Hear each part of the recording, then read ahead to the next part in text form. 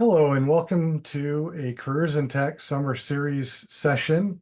Tonight's session is a virtual panel discussion with our panelists Paul Carney and Marie Perry. Um, so I'm going to pass it along to Paul to kind of speak about to introduce himself, and then Marie, I'll hand it over to you. All right. Thank you very much, Michael. Yes, my name is Paul Carney. I am currently the Chief Human Resource Officer for Carter Bank. We're based out of North Carolina and Virginia, about $4.6 billion, 700 employees. So it's a good sized bank and a lot of employees spread around the area. I previously was at Navy Federal Credit Union, which you'll hear from Maria for, but we didn't know each other there, which is kind of interesting. But just shows you when you're in Pensacola, everyone works for Navy Federal at one point in their life, don't they? So, I'm actually a techie guy by trade. I fell into HR. I actually built 3 different startup companies starting in 1995-96 timeframe when I saw the first web browser come along and said, I'm going to figure out how this is going to change business.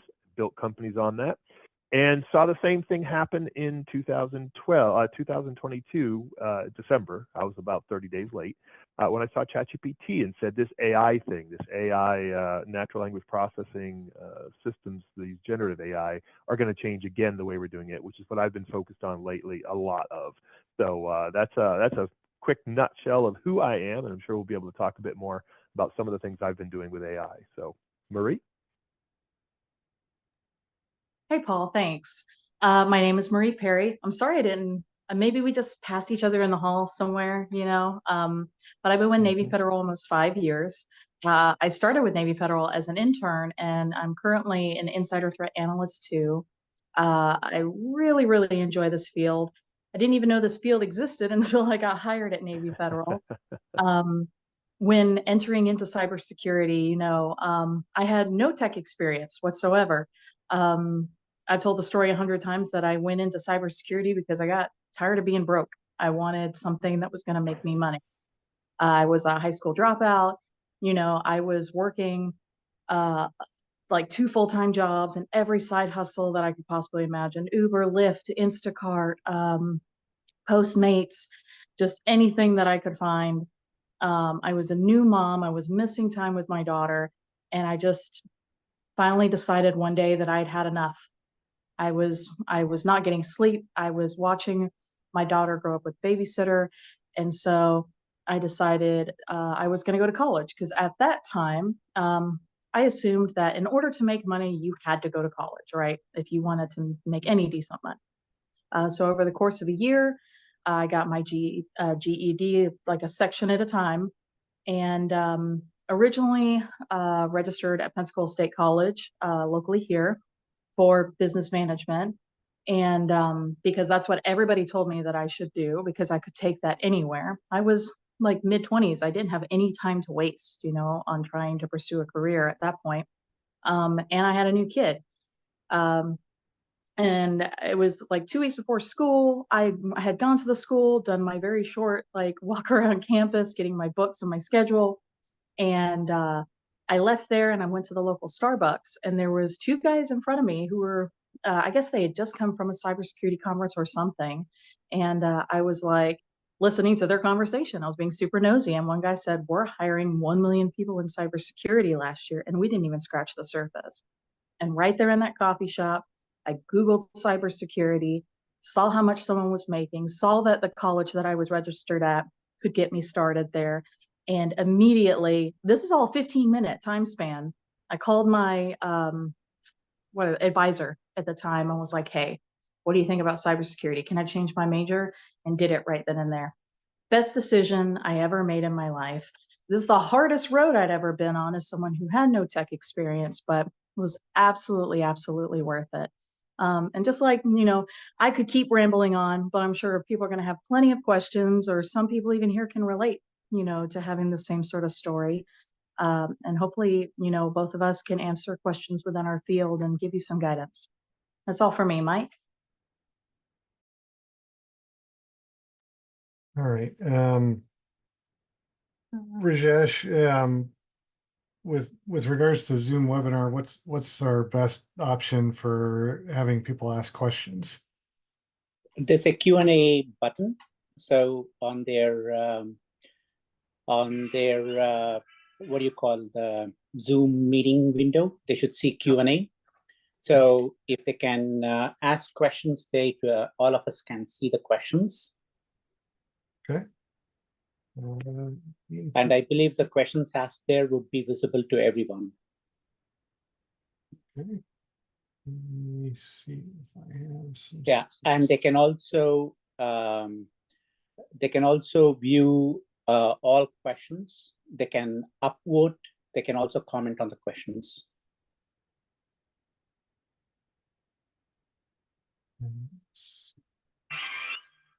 I'm seeing some people talk about like region 1 or section 1 or section 2. I'm not really familiar with those. So like, where are these regions located? Where are you guys at? What states? So IEEE is worldwide. So I Of believe the people here. Was curious on where they're kind of coming from, like what areas. let's see. So I know that let's see if there's an option to Somebody just said 1 and 2 starts at Maine and goes down to DC. So Someone said Michigan. We got a some couple folks. people from New Jersey. Yep. Many are from East Coast and the Midwest. Yep. Probably not over in Europe this time of the day because it'll be a little late for them. Right. Oh, looks like we may have our first question. California. Wow. Let's see. Are you guys seeing the questions in the I can read it for you. Okay. What area of cyber do you think will grow more, like policy, project management, forensics, defense? Is that a question for anybody? Yeah, Yep. It's for anybody. You can start first, Mary. I get a lot of people that ask this question, and it's really hard to kind of I say push in, and from my perspective, push anybody in any direction, because I feel like all areas sort of need somebody. I think, you know, you want to go after the thing like I did, right? The thing that's going to make you money. But when I entered, I had no idea that there were all these different sectors of cybersecurity. I thought I was going to be like, you know, the hackers you saw in the 90s that wore the hoodies and were like sitting in the basement and they're smacking on their keyboard and all the matrix letters are running down the screen. I don't do that. I mean, what I do is pretty cool, but never in a million years, like, am I doing that or would I do that? I would say, you know, just kind of pursue the thing that you find most interesting. I say definitely look into all sectors in cybersecurity. And if you like creating things and creating projects, enter into like project management, right? Or leading things. If you are interested in incident responses, which is like stopping the bad guys and being super technical and tedious, you know, that might be a direction for you to go. If you're really interested in machine learning and AI, that might be a way that you could go too. So it's really hard to say what's going to grow because it's all growing exponentially, and not just like specific sectors, right? Like cybersecurity is now spreading into risk management and like HR and like all these other departments. So it's not so like secluded and siloed now, if you know what I'm saying. Hopefully that answers, at least from my perspective. Paul, did you have anything to add to that? You know, the only thing I'll add from the banking perspective, being a bank, of course, we're very involved in, as Marie said, it is a bunch of, it has moved itself into our risk management area, and so has AI. And both of those have come into our risk management portfolio because we have to consider what the risks are, especially with third-party vendors. And that's both cases. You know, we can be secure and not have our systems hacked or whatever, but if a vendor gets some type of incident, it can trickle right through to us, or if it knocks them out, kind of like CrowdStrike, when something may happen, it can affect all kinds of other people downstream. So Not that CrowdStrike's was a cyber event, but just saying those types of things can happen with third-party vendors. Is if that vendor goes down, all of us could be down. So that's the part we're really looking at right now. And as Marie said, it really is that you say forensics and just determining.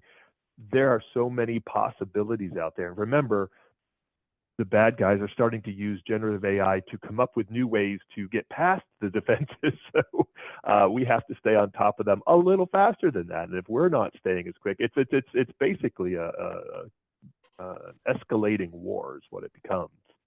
And it's not just individuals, and Marie mentioned that too. It's state-sponsored ones, which are probably the scariest ones of all, because they're the ones that will have the power, the influence, and will do things that could influence an entire country or section or continent if it does. So those are some of the things that I see, at least on our side.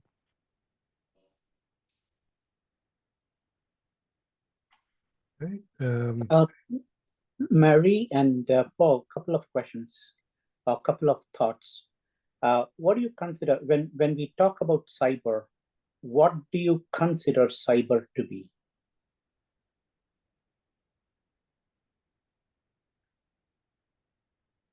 Well, I mean, literally anything related to a computer or computer network can be considered cyber. But it really comes down to, and Marie kind of said it the best, is there's so many different fields and so many different things. You have to find the thing you're most passionate about. If you're passionate about being creative, there's a lot of stuff you can do about creativity. If you're passionate about being that forensics or law enforcement, almost every law enforcement agency now has some type of forensics or cyber type group that you could be involved with that combines the regulatory type stuff and banking.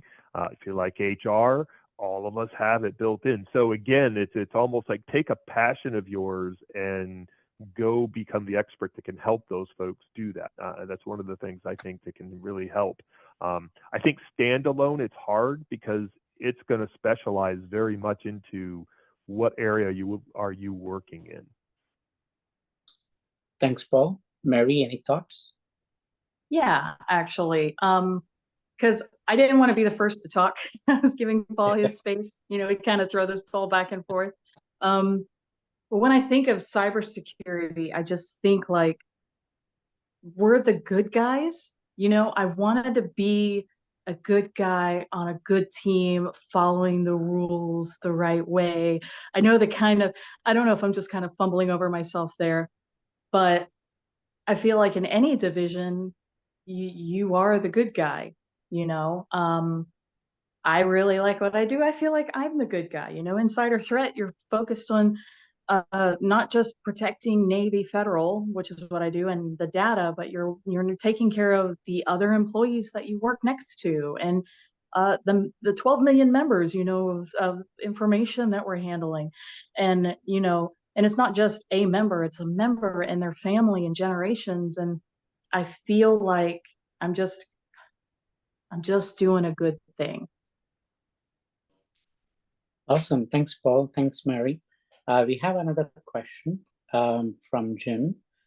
There are 3 questions in his questionnaire. What are your typical days like? Second part is what did you need to do to get into your careers? And finally, did you have a mentor to help get you started? Let's start with the first part. What are your typical day like? I can start here. My typical day is like I get up at 5 in the morning. I get ready. I go to work and I serve a normal shift and I go home. At least for me, we are an operations team, but we're not 24 hours. And I have weekends off, holidays off. I get to go home to my family at night. Those were like the biggest highlights for me of that were life-changing. When it comes to what I do, I feel like it's always changing, right? A lot of what I do is based around behavior analytics and and looking for patterns. And, you do have tools that you use, but a lot of it is like you have to have an analyst brain. And I'll tell you, I didn't have one when I first started out. It took me years to at least get to the point that I am. And I mean, I'm not even close to some of the people that I've been with, worked next to. Um, but I've taken trainings, some of the FBI trainings, and some courses online. I highly recommend Investigation Theory by Chris Sanders. Taught me a lot about like how to complete an investigation and investigation bias. And it's just I feel like a detective a little bit. You kind of look at the thing that someone's done. You look at their patterns and what they do on a daily basis, and you stop the thing from going out. And it's, even though it seems like I'm doing the same task over and over, like everybody's story and their activities are a little bit different. And the searching for me is the fun part. I won't take up all the time. Paul?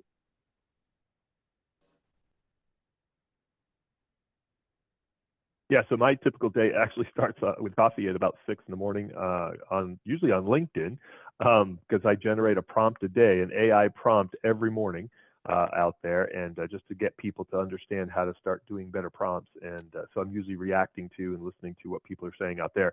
But my day is not necessarily mine. I have a schedule, but I have to reserve most of my day for whatever other people need from me, whether it's fellow executives, my team, other people in the organization, and that happens a lot. I've learned that a long time ago to keep that open so that I have that.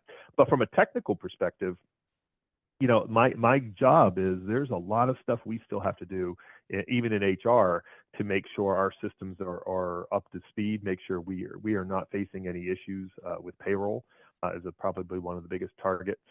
We actually have a data warehouse. We pull our data out of a human capital management system into our own SQL Server data warehouse.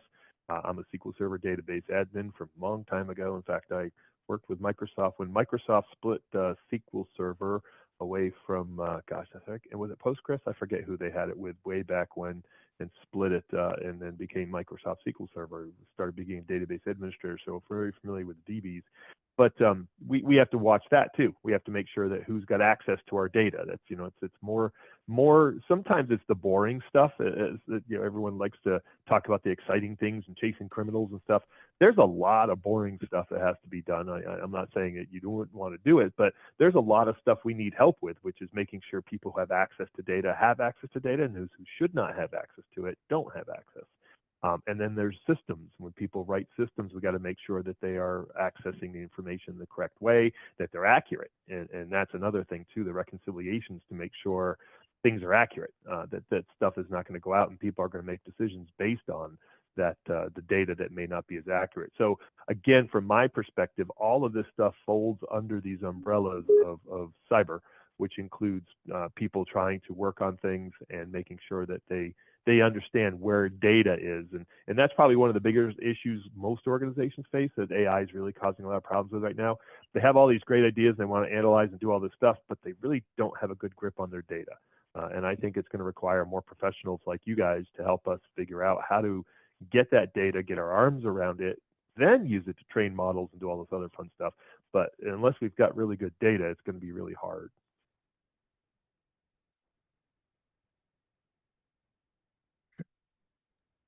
Thanks, Paul. Okay. Go ahead, Michael. So I guess the next part of that question is, what did you need to do to get into your careers? Paul, Marie, which one of you wants to go first on that one?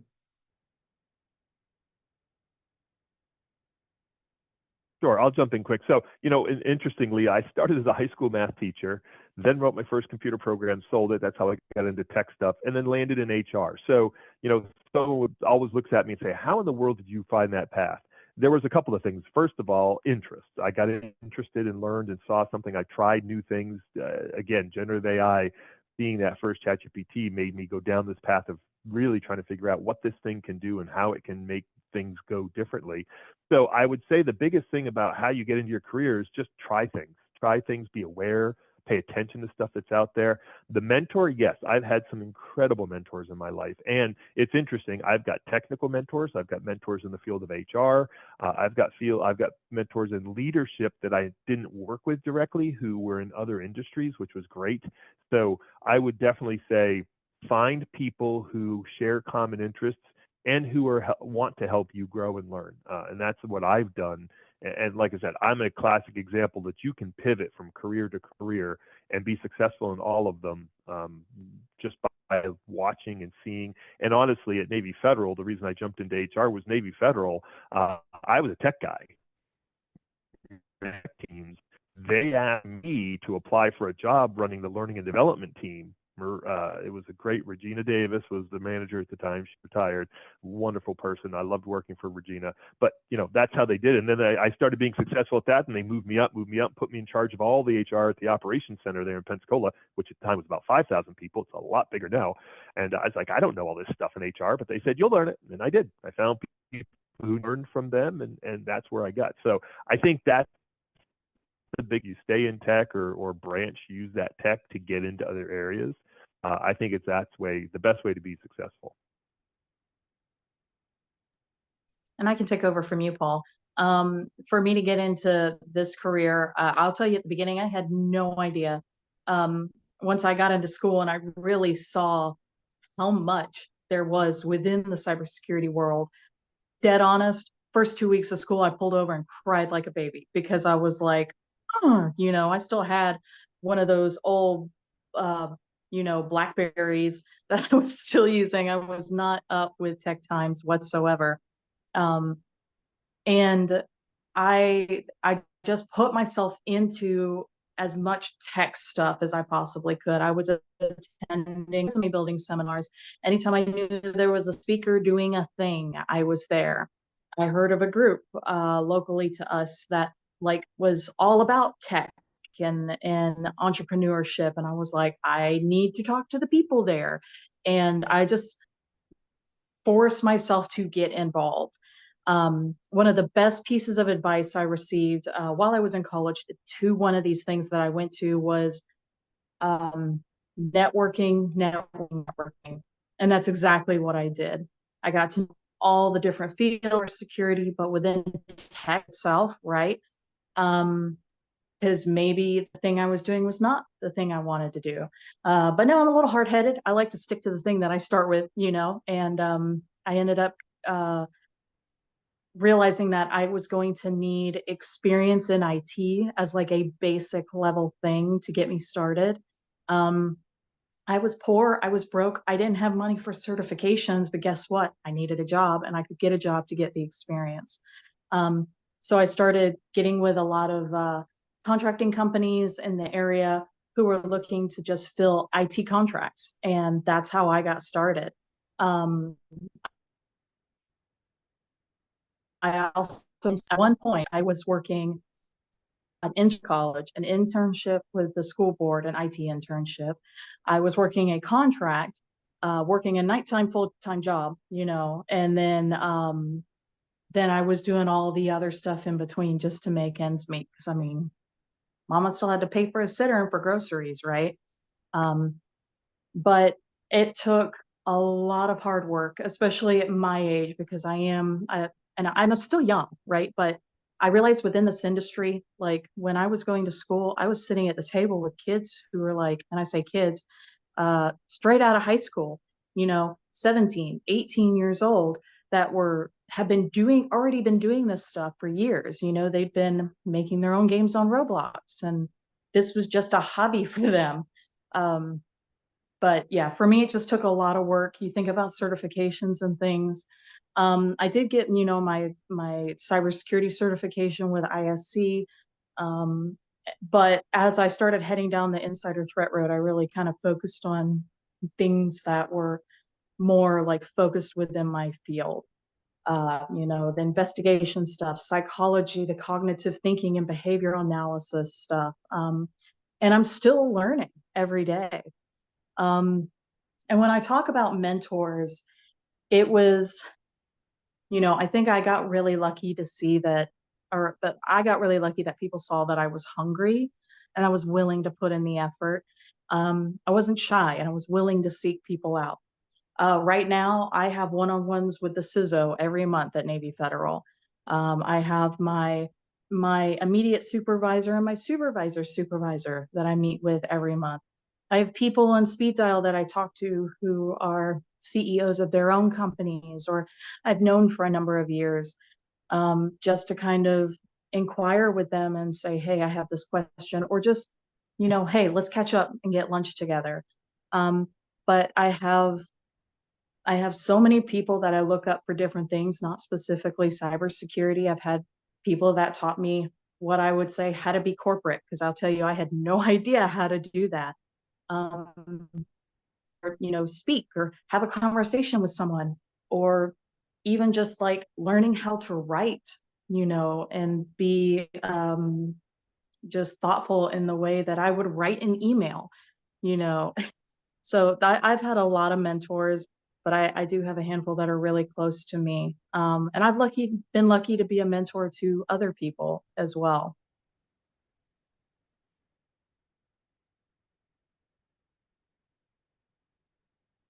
Okay.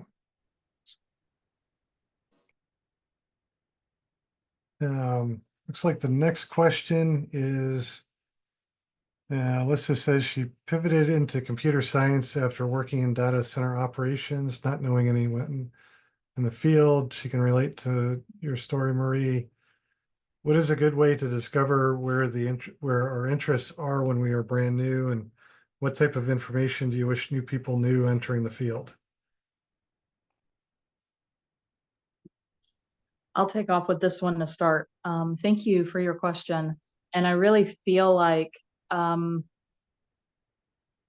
you're trying to figure out what your interests are, I think we have a tendency to focus on like what within that field we like. And what I like to tell people is, what do you like to do now? Do you like to talk to people? Do you like to work really hard but not be bothered? Are you a people person or not? You know, do you like writing out rules, or do you like solving problems? I feel like asking yourself those sorts of questions will kind of guide you more in the direction of where you want to be. I will say I got very lucky in what I want to do. Actually, I can give you an example. Here previously, over the last several months, I've been sitting down with my CISO, probably since about December, and I've been like, hey, am I executive material? Do you think I could ever be a CISO? And he's like, yeah, sure, absolutely. And over the next couple months, we talk about, is this something that I could actually do at my age and with the experience that I have and education and da da da. And then our last meeting, I was like, okay, let's sit down and have a serious talk about, if I pursue this path, what is that going to look like? I enjoy the thought of being an executive, because of money and because I'm going to get to help so many people. But what does the path really look like? And it's like, well, you're going to have to diversify, and you're going to have to work in these other departments. And there was all these other things. And the more I got told about the reality of the situation, I was like, I don't like this. I don't think that's something that I want to pursue. And I think about how passionate I am about insider threat and how I really enjoy my job. And I made a decision then and there. I was like, executive path is not for me. Right. So I just think really kind of focusing on what your likes are, you're going to go a long way in that direction. Well,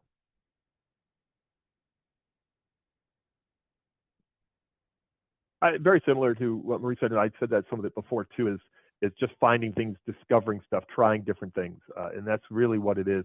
Go. Marie kind of mentioned this too. Is if you're in a larger organization, have lunch, figure out, find someone in an area that you have no idea what it is, and go talk to them about it. Say, tell me, what do you do? What is it? In banking, when you get into banking for the first time, you realize there's all these areas behind in the bank, like the credit areas and the loan processing areas, the deposit operations. You're like, what's deposit operations? It's an entire group of people just focused on certain things. Of course, you got payments and you got your IRAs. There's just so many things you don't know exist behind the scenes that you go figure it out. And to Marie's point too, if you want to become part of an executive, higher level management and executives, you better know how your operation, how the place operates. If it's a bank, you better know every aspect of how that bank operates. If it's a retail operation, you better understand everything that happens with retail, from the logistics to the ordering to managing the employees. To get to those levels, you've got to understand everything that goes on in there, because when you're supporting, and in my case, supporting other executives, I know what goes on in the marketing team. I can support the marketing team. I can support the CIO. I can support the chief financial officer when she comes and starts talking about things, how to depreciate assets. I know how to do that. I know what that means. So when we start talking that stuff, it's a lot easier for us to work together.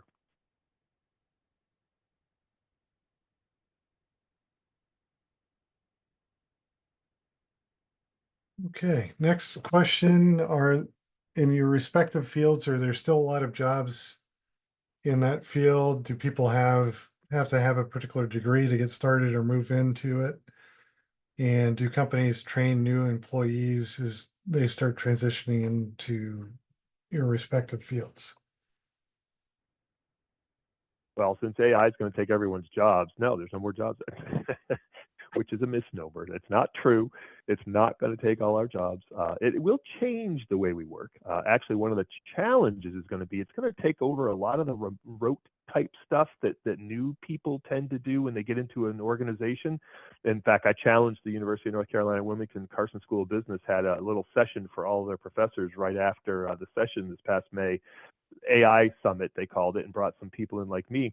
And I challenged them and said, so how are you going to prepare people so that those new jobs that they come into have all those rote tasks and they learn and then work themselves up to middle management?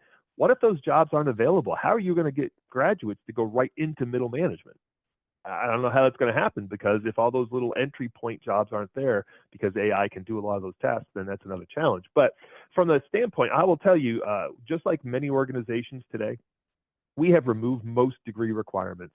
And I will tell you, back in the day when I was managing development teams for certain companies, I can say that I hired some of the most incredible technical people who did not have college degrees. In fact, it was hard. My boss did not want me to do that, but I'll tell you, there's three people in particular right now. I can name them by name.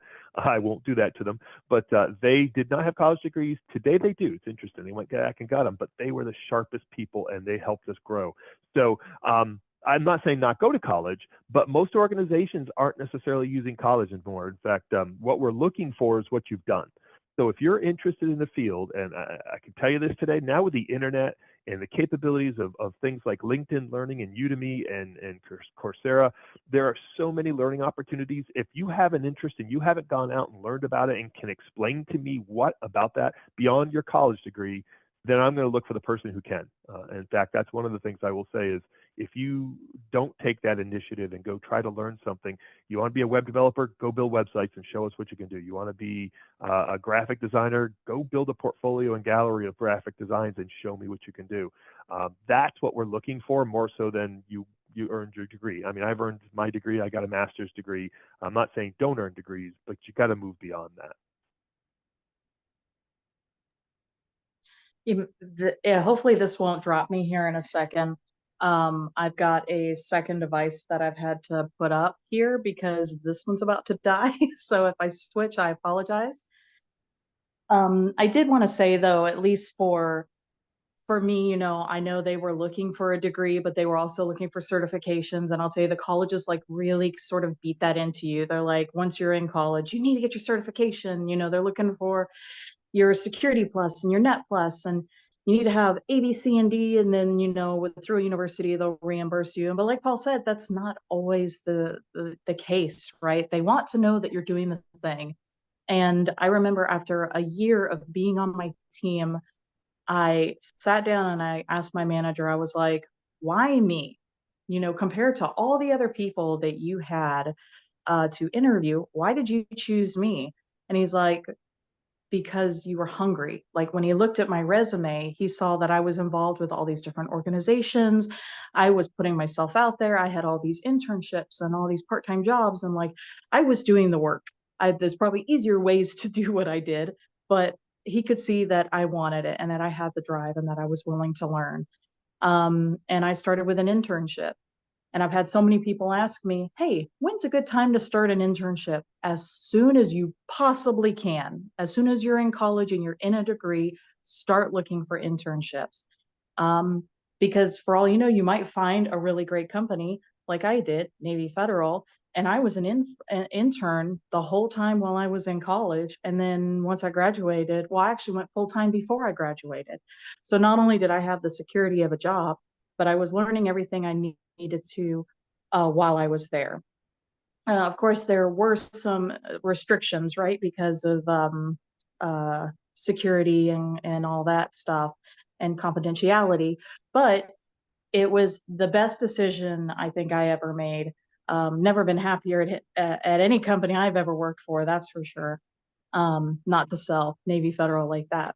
And to the earlier part of the question, is there a lot of your jobs in this field? I was like, I believe so, because I don't know about y'all, but LinkedIn likes to tell me somebody who is an insider threat analyst just got hired at such and such company, and I get these notifications all the time. And I peek, I make jokes with my boss. I was like, if Disney ever reaches out to me, peace, I am gone. But reality, I wouldn't. And if you're interested in like knowing what the job that you're interested in is looking for, go do a job search, right? Figure out what certifications are they looking for? What tools do they want them to have regular access to or experience with? I mean, what is the day-to-day job of the person? Reach out to them on LinkedIn, connect with them, attend some of their webinars and stuff, or just send them a message and say, hey, my name is such and such. I'm interested in this field. What is what's your daily life look like? Just like you guys are doing right here. And I feel like you would get all the answers that you were asking for and more. You would be able to network and connect with people, and I guarantee they would refer you to somebody else. Okay, next question is, what type of technologies do you use on a daily basis, and how has it evolved over the years?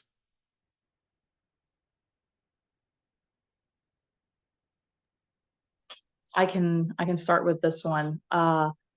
So many. You say computers have relatively stayed the same. But like when you think of hardware, at least in my field, I don't really have that worry. It's more like software. I work with, your SIEMs. I work with behavioral analytics tools. Your SIEM, well, I'll say Splunk, data analytics, Exabeam. I work very closely with our data loss prevention tools.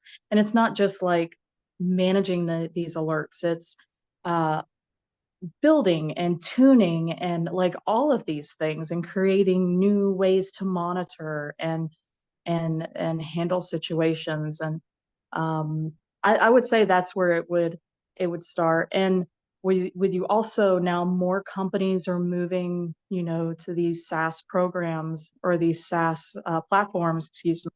You have to understand not just how to use the tool, but learning to let some stuff go and let the company manage some of that for you, and learning, their risks and things like that.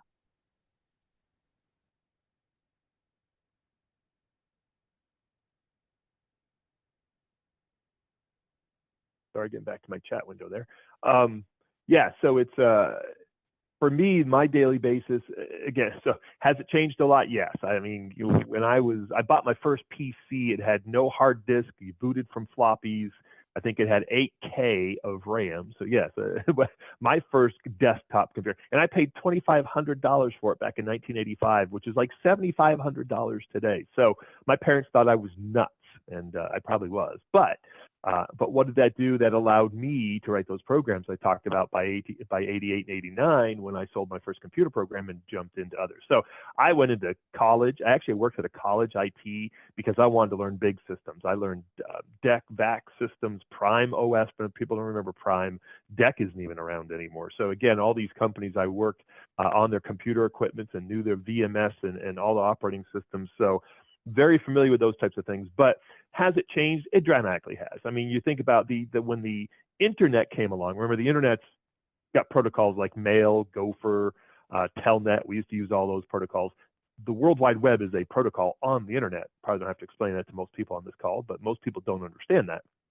So when the web came along and changed the way we had those internets working together, the way the interwebs, the internet works, that changed the way we all work. Then this thing came along and changed again the way we all do work.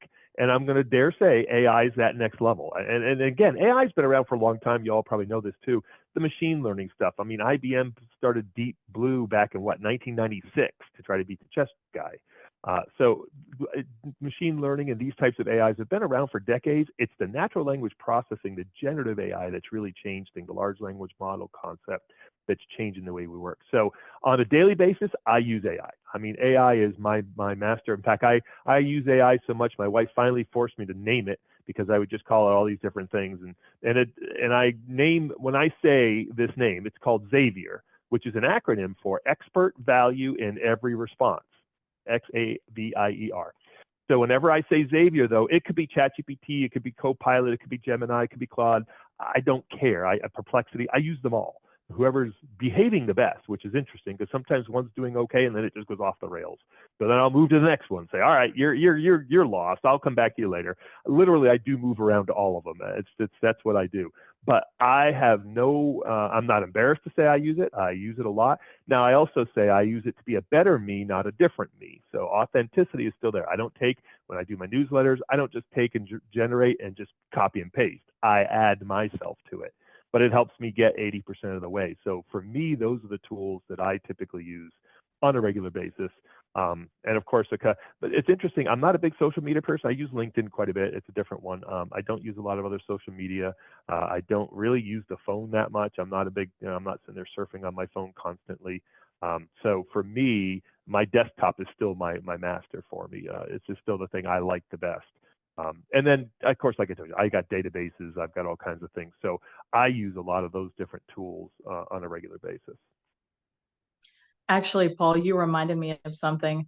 The summary on my LinkedIn profile was written using ChatGPT before they even created like all the restrictions at the time of ChatGPT. Like I was like, please write me, and I asked nicely, please write me a summary for my LinkedIn. And I gave it my LinkedIn. And I, of course, you have to go in and do a little editing, but I was really surprised what I could do with a platform. Like it was like magic to me.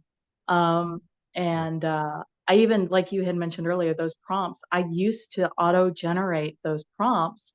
And I would do like, I'll take one day a week and do those auto publishings. And I would do everything in Canva, like all free tools, and it really changed the amount of engagement that I was receiving.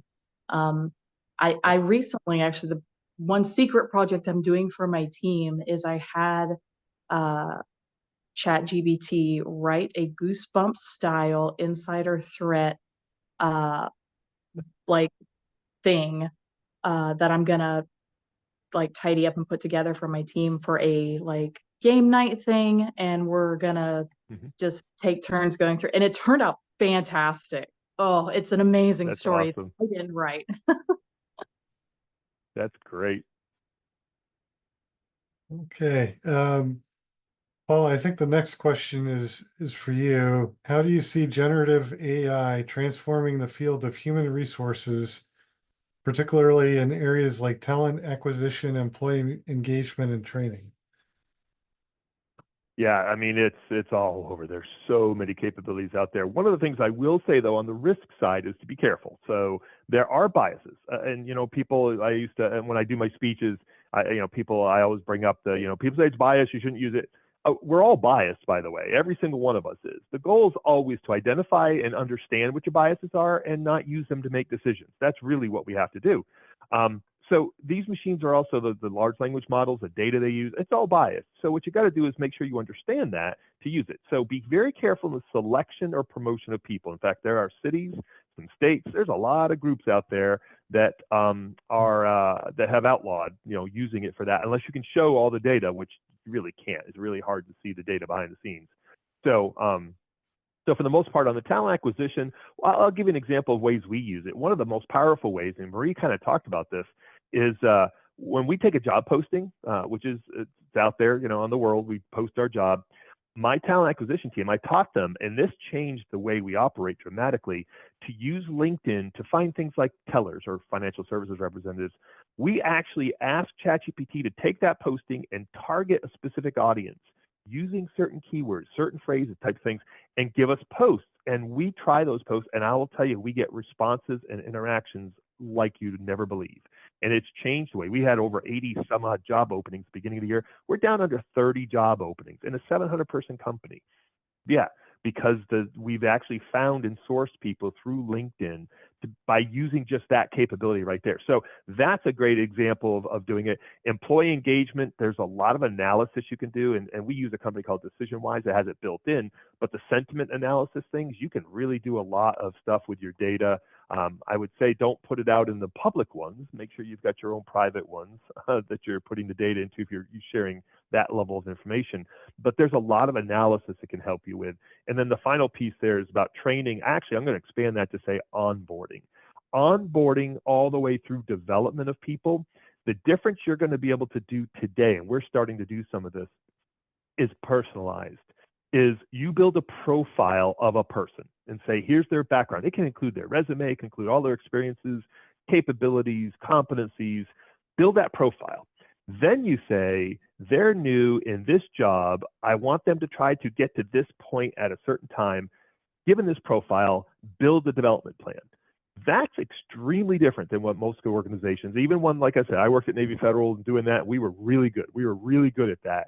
But you can personalize it today in ways we could not do before. And that's what's going to change dramatically. It's not just going to be a development program that says, oh, hey, here's a step to get from this point to this point to this point.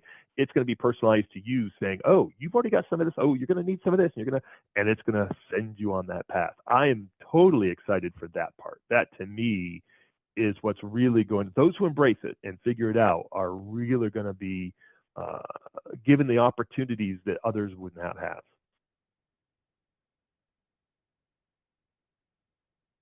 Okay. Next question is, how do you verify who's accessing data and verify if they have correct permissions to use any technology for it? So I imagine this is going back to our kind of the earlier conversation that we were having about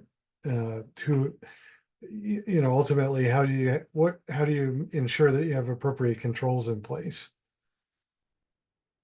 Yeah, I mean, it's really at the top level, security layers, to make sure you've got access levels, the password protected stuff. That's the very simple one.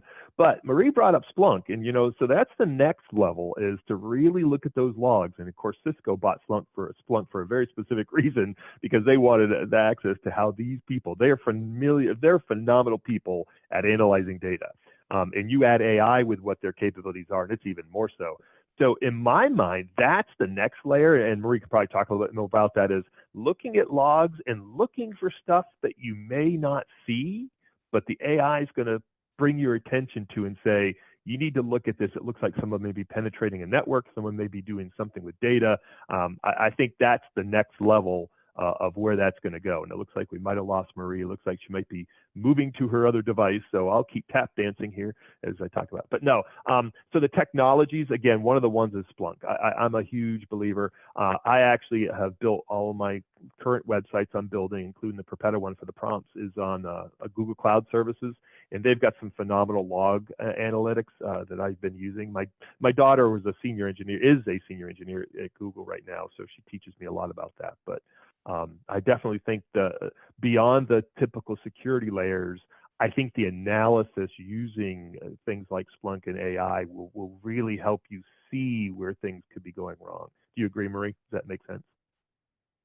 I'm back. My audio might be a little different. I knew it was going to die. I had to make that little switcheroo right quick. And that is something that's being introduced to us right now, especially when it comes to like these behavior analytic tools, right? Where the AI can really I mean, we have our human eyes that can see patterns, but oh my gosh, the patterns that this AI can see that we don't, you know, and millions and millions of pieces of data, you know, regarding that. And you kind of, I'm going to go back to what Mike was saying, sort of on that question, right? And it all starts from at a really high level controls. You know, you'll essentially you'll see something that comes through the cracks on occasion. What do they call it? Who's watching the watcher, right? And it's really important that in those stages you also have controls. There better be controls on me for the stuff that I have access to, and people watching me, you know, with what I do and what I have access to. But I'm really excited to see what the next generation is, especially in my field, is going to look like, being able to, you know, work with AI, machine learning. We've just actually been introduced to Splunk has a whole machine learning thing that I'm registered for. They got one of their workshops or something coming up. So I'm really excited to dive into that. Okay, I believe the next question we have comes from some, let's see, cybersecurity as a field is recent versus engineering and the computer engineering, computer science that is progressing. Is a specific degree focus in cyber or other computer science more useful than an engineering degree that will use computers, software, and the analysis, problem solving, designing a solution with the same process? So basically, they're asking if is it better to get a more general degree, or is it better to go a more specific route as they're choosing their path? I feel like maybe me and Paul are going to be able to like answer on this a little bit. I've, from my perspective, I feel like, you know, before you go into school, you're really focused on like some of the areas that you want to be in. I'm one of those girls, be like, have the umbrella, right? And then you can add your raincoat and your gloves and your boots to protect you a little bit more. I feel just have that overarching general degree. If you're more interested in engineering, that's when you start school shopping and focus on schools that sort of focus on that thing, right? For instance, I'll use this area. You have Pensacola State College, which is more about operations. They've just started adopting more of their engineering. But you look at a school like University of West Florida, they are hardcore engineers and programmers, and those are the sort of things that they focus on. So that would be my suggestion. Just figure out which direction it is that you want to go, decide on your school, have that overarching degree. And then as you learn more about the specific field you want to be in, then you can pursue things like certifications and specialties. Yeah, and the one thing I'll add to that is beyond on the technical side, understanding, as Marie just mentioned, all of those, being an SME, a subject matter expert in some type of industry and some type of thing, is actually going to be extremely important. Because I can tell you right now, again, and we've had this, we had our vendor management guy who actually manages some of our cybersecurity stuff for us too. He double duty, because it's the vendor management stuff doesn't take as much time and effort, but he's really focused. He's the cybersecurity man. But he challenged us one time about hiring somebody that was going to be on his team as an analyst, and he kept saying they have to have banking, have to have banking. We're like, to find analysts that have that level of experience and banking is really hard to find. Why don't you just find someone and teach them? And I think that was one of the questions someone asked earlier. Are we still teaching? And that's what we do. I'm not going to necessarily find a cybersecurity or a security expert who's also a good financial services or banking. We're going to have to show them how the banking field works. And get them from other places. So I say that because if you get a specialty, you'll actually have opportunities to get to talk to people. They'll want to talk to you more. And you might say, well, I'm going to narrow it down.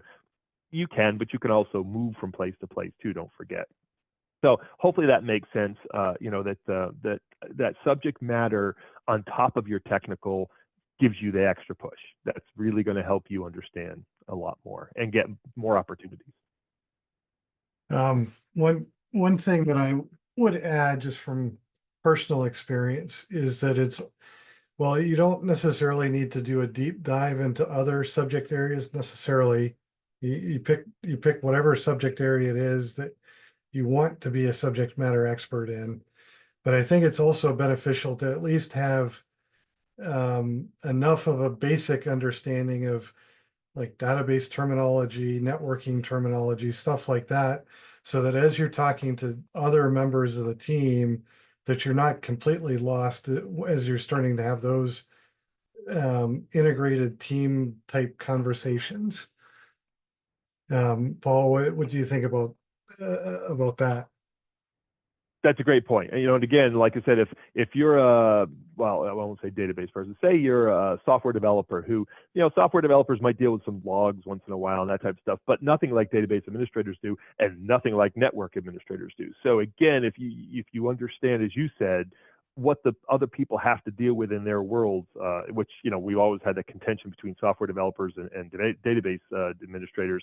Software developers will just write it, and they don't care the interaction of the database or if the indexes are working well and well optimized. They're like, no, the software is going to work. And why does it take so long to pull back those 4,000 records? It's because it's 4,000 records. Why are you pulling back that type of thing? And I think that's a classic example of what you just said. Understanding each other's sides so that you come to a better solution. Yeah. And I think I'll add a little bit to that. You'll come across a lot of areas where your cybersecurity units are very siloed. I've used that word before, right?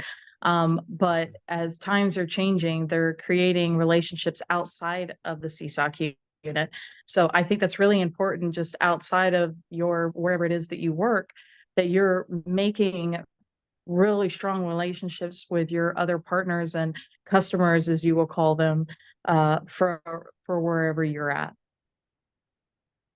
Good point. All right. If anyone has one final question that they would like to submit, now's the time. So we'll just pause for a minute here and just see if there's any additional questions. If not, we'll go ahead and bring this session to a close. And no question is a bad question, because I guarantee there's someone else in here that, will probably have the same question that you do. And don't be afraid to ask it. Okay. We do Thank you, Catherine. We do have one final question that says, thanks for your time. This comes from Melissa. Do you recommend any courses or books that really inspired you? Courses. I love free courses because I was a Poe girl, and now I've got like a workplace that pays for most of them, but I still try to find the free ones, right? Cybrary, if you can and Navy access Federal appreciate you for doing that. Right? Cybrary is a big one. You can create an account, and it's like every month they release a new program thing or something that you're doing, or that they'll be doing.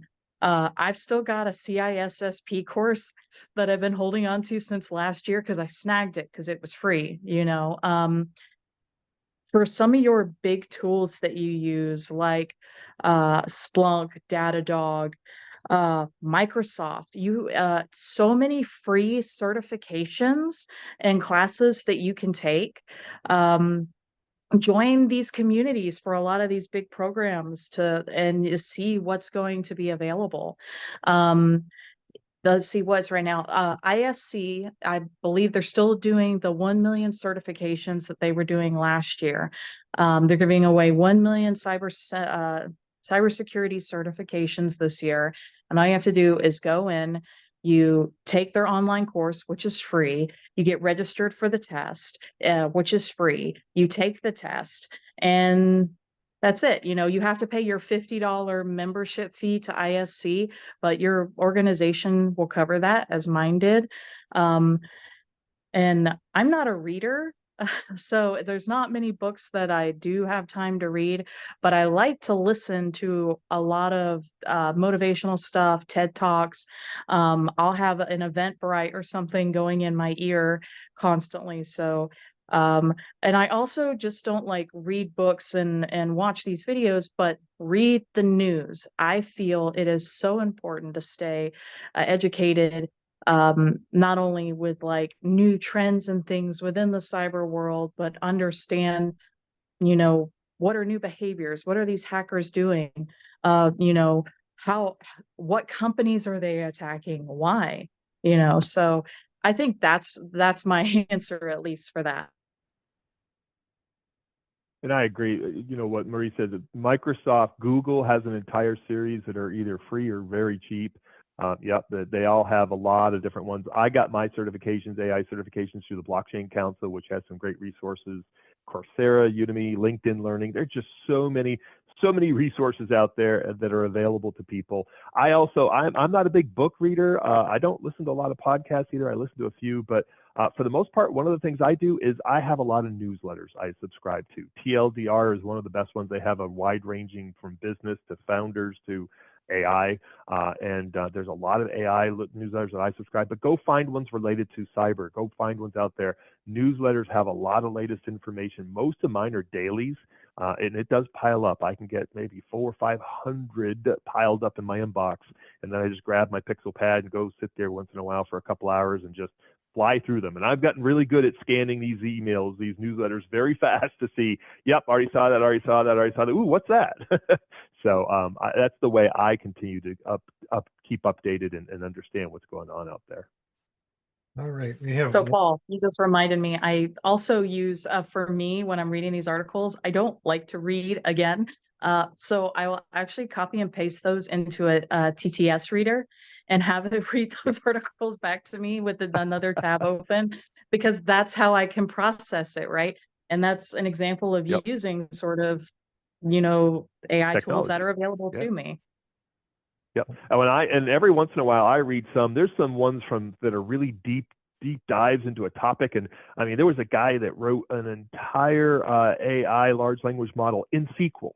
He did it in 500 lines of SQL, and I was looking at it going, wow. And I started to follow. So I actually copy and pasted that into AI and said, explain to me what he's doing here, and here, you know, and it was great. It finally came back, and yeah, I mean, it's just, I was looking at it going, wow, I've never seen anyone do that before. So, you know, to me, that's the fun part. All right. We have one last bonus question. This will be the final question of the night. Coming in as, do the employers provide special help to veterans or their families for career development? So I imagine that must be for your respective organizations. We don't say one way or another. We do it for everybody. Everyone in our organization, we do career development. We do all kinds of things. We will pay for webinars and sources. So, and then of course we do educational reimbursement. So we don't necessarily have anything specific to veterans. We will do it for anyone in our organization and their families. With Navy Federal, of course we do, right? Because that's what we're about. We're about the military. So they have several different programs for veterans. They like veterans, definitely, because you have that military experience, right? You've been able to obtain and hold certifications, you know, your clearances and stuff as well. Specifically, they have several programs. They have programs for those who have just, you know, left the military. And, you know, sometimes it can be very difficult to find a job because the job between, you know, military world and civilian world is very different. And so Navy Federal offers a program for those who have just left. Also, they offer programs for the spouses of the military as well. And also you can work for Navy Federal while enrolled, oh my gosh, while serving in the military. And then if you have to go, you know, if you're deployed or if you have something that you need to go do, they let them go do it. And then they come back and they have a job. It's absolutely amazing, like how they are flexible. I'm going to transition a little bit over to, you know, schooling and college. As far as I understand, every college in the nation has a student support services. And inside that umbrella in student support services, you have a veterans student support services and also a program called Veterans Upward Bound. And that focuses on helping your military enter into college and figure out which direction they want to go, right? Because when you have your money they pretty much, you kind of have a choice of where you want to go, but they're like, okay, out of all those, here's the list of 5 things we say you could go do. Cybersecurity is on one, on that list. And then they have Voc Rehab, which also helps pay, for your school, your books, all your materials and things like that. Most of your big organizations will offer something for military. You just have to be willing to look and ask. All right, thank you to Paul and Marie for joining us as panelists tonight. Our next session next week on August the 20th, and surprisingly enough, I am not just the primary host, but also the speaker for next week. So,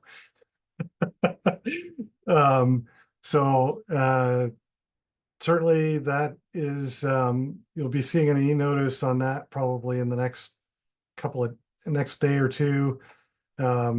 We certainly appreciate everyone that's been attending these sessions over the last several weeks. And we are working to answer a couple of outstanding questions sitting out there. The sessions, most of the sessions, not all, but almost all of them have been recorded, and they will be posted to YouTube at the end of the series. For those asking about PDH, we are definitely working on it.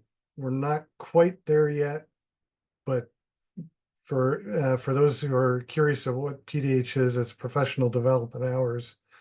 It's mainly for, I'm not sure which specific licensing requires it, but it's being looked into, and we should have an answer on that as far as whether or not we're going to be able to offer them here soon. We are already in planning for fall and spring, as well as into summer and fall of next year. There's in-person meetings that are being planned, so it's a very exciting time for Careers in Tech. Thank you again, everyone, for joining us tonight. Have a good night. Thank you to our panelists. Good night. Thanks, everybody, for hanging out. Bye, everyone. Take care. Bye, guys. Thanks, everyone.